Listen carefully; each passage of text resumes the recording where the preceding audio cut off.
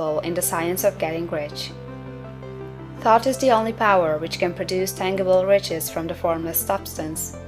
The stuff from which all things are made is a substance which thinks, and the thought of form in this substance produces the form. Original substance moves according to its thoughts. Every form and process you see in nature is the visible expression of a thought in original substance. As the formless stuff thinks of a form, it takes that form.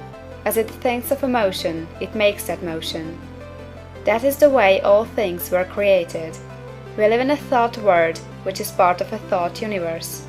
The thought of a moving universe extended throughout formless substance, and the thinking stuff moving according to that thought took the form of systems of planets and maintains that form.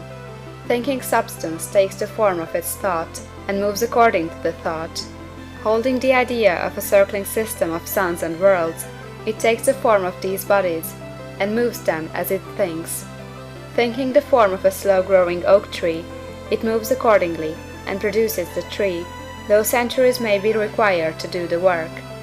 In creating, the formless seems to move according to the lines of motion it has established. The thought of an oak tree does not cause the instant formation of a full-grown tree, but it does start in motion the forces which will produce the tree along established lines of growth. Every thought of form held in thinking substance causes the creation of the form, but always, or at least generally, along lines of growth and action already established. The thought of a house of a certain construction, if it were impressed upon formless substance, might not cause the instant formation of the house, but it would cause the turning of creative energies already working in trade and commerce into such channels as to result in the speedy building of the house. And if there were no existing channels through which the creative energy could work, then the house would be formed directly from primal substance, without waiting for the slow processes of the organic and inorganic world.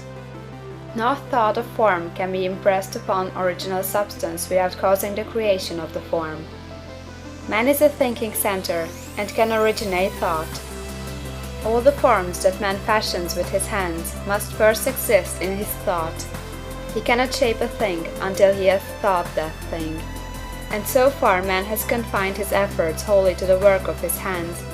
He has applied manual labor to the world of forms, seeking to change or modify those already existing. He has never thought of trying to cause the creation of new forms by impressing his thoughts upon formless substance. When man has a thought form, he takes material from the forms of nature, and makes an image of the form which is in his mind.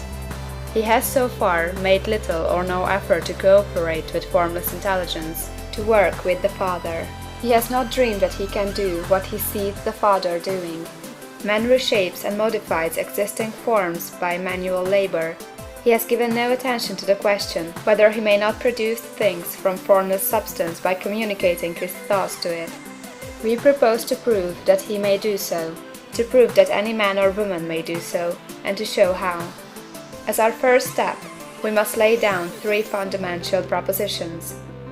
First, we assert that there is one original formless stuff, or substance, from which all things are made. All the seemingly many elements are but different presentations of one element.